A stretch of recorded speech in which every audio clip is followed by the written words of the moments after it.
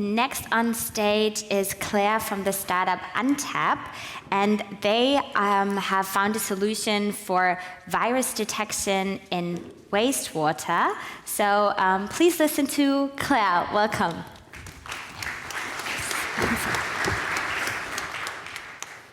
Good afternoon, stage 2. So it's a pleasure to meet you. I'm Dr. Claire Trant, CEO and co-founder of Untap.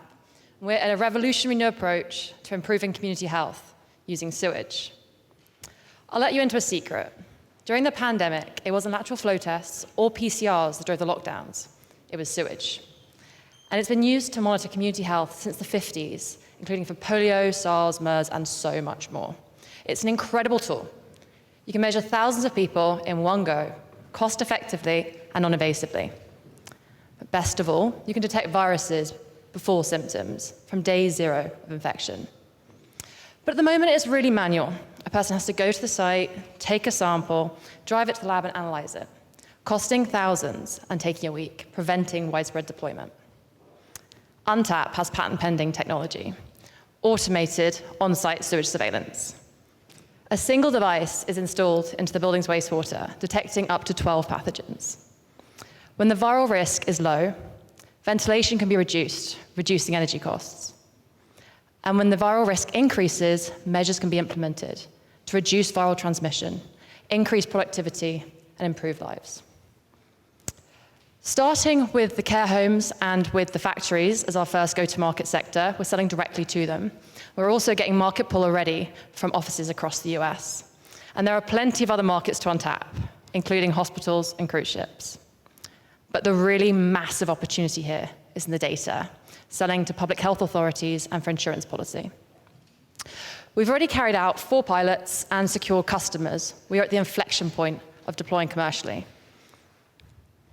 Our team includes my CTO and co-founder, Dr. Jay Bullen.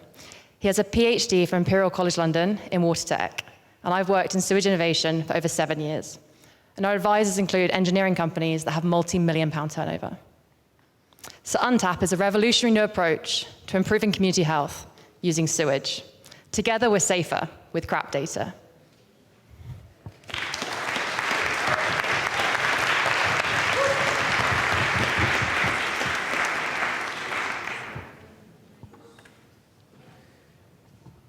Happy to kick it off. Yeah. How do you address privacy concerns, and how do you identify who pays within the value chain? Yeah, great. Privacy concerns is something that actually there's no regulation for internationally at all at the moment. It's only been governments that have really done this in a big way until recently. However, the UK government has already told us what the regulations they're going to bring in next year are, because we're in close coordination with them. But to address them proactively, what we're doing is we're not measuring any community under 20 people. We don't want to know who is sick. We do not want to be a diagnostic tool. We're not going down that avenue of regulation. That's just a pain. We're detecting viral risk of a whole community to tell you that there is a risk there and do NPIs, non-pharmaceutical interventions for the whole community. So it's been shown that increasing ventilation reduces your risk of COVID. That's one of them. But for norovirus, cleaning, 1 teaspoon of norovirus can infect the entire planet. So cleaning is the most important thing with norovirus. So these NPIs are what you do for the whole community to prevent transmission. And the value chain, who's paying. So this has been something that we have been figuring out over time and understanding. And actually our first customers are care homes, because the work from work economy, they have to go to work. And we found that the business owner, so the care group owner, is the person that really gets involved on this. And that's fantastic for us, because a care group, you can do multiple sites and scale very quickly. If a care home decides to, I don't know, reduce airflow and other things based on your data, does that mean that you become, in some respect, liable for damages as a consequence? That's something we're exploring, yes.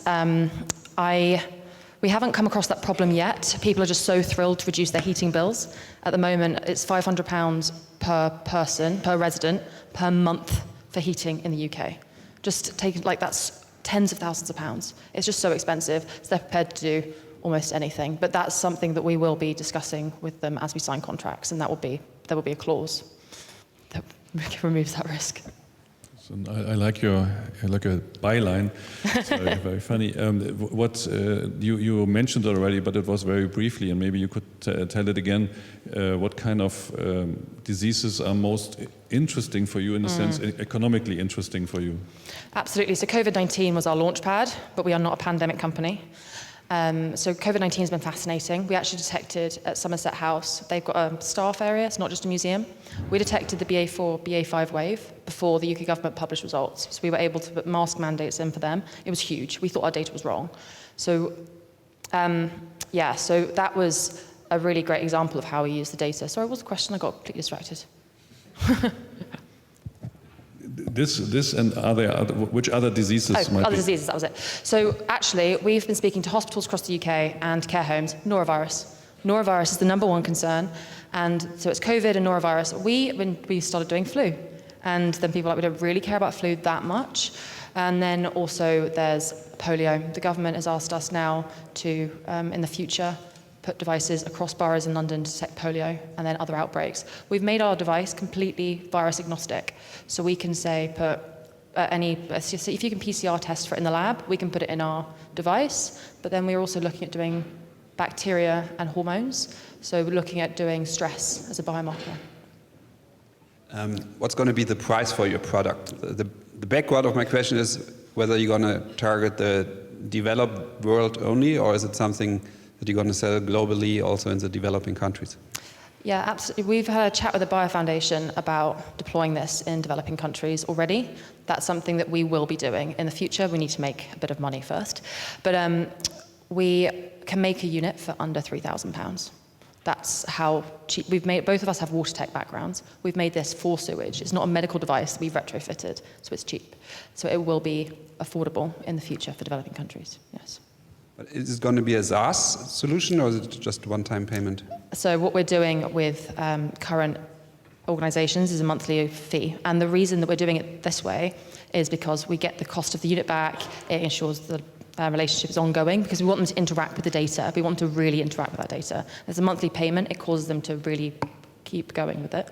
And the fee that we've actually come across, we've had loads of chats with customers, is £500 a month is the minimum they're willing to pay because it's not seen as scientific if it's cheaper than that, which is great, absolutely phenomenal.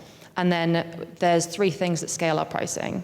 1 is the number of biomarkers, more. 2 is the number of data points. So if the care homes want 1 data point per day, factories want 1 per shift, offices want 1 in the morning, 1 in the afternoon, so they can vary their actions on the number of data points. That's another scaling point. And 3, the third scaling point is the number of people we're testing has no cost to us, but it's perceived customer cost. We're out of time, but are you raising? Sorry. We are raising, yes. How much? 1.5 million pounds.